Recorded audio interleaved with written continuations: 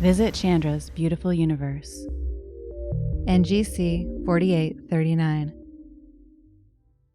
A group of galaxies is plunging into the Coma galaxy cluster and leaving behind an extraordinary tail of superheated gas. Astronomers have confirmed this is the longest known tail behind a galaxy group and used it to gain a deeper understanding of how galaxy clusters, some of the largest structures in the universe, grow to their enormous sizes. Astronomers trained NASA's Chandra X-ray Observatory on the galaxy group NGC 4839. Galaxy groups are collections of about 50 galaxies or less that are bound together by gravity. Galaxy clusters are even larger and can contain hundreds or thousands of individual galaxies.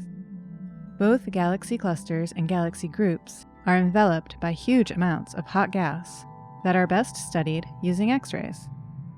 These superheated pools of gas, though extremely thin and diffuse, represent a significant portion of the mass in galaxy groups or clusters and are crucial for understanding these systems.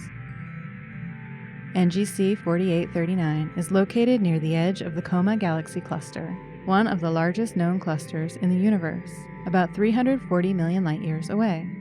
As NGC 4839 moves toward the center of the Coma cluster, the hot gas in the galaxy group is stripped away by its collision with gas in the cluster. This results in a tail forming behind the galaxy group.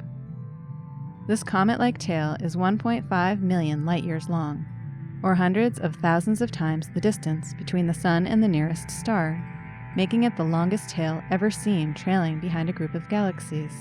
This gas is a key ingredient in making future generations of stars and planets. The current brightness of the tail gives astronomers a special chance to study the tail's gas before it mixes in with the hot gas in the cluster and becomes too faint to study. The gas in the tail behind NGC 4839 will ultimately merge with the large amount of hot gas already present in the Coma cluster.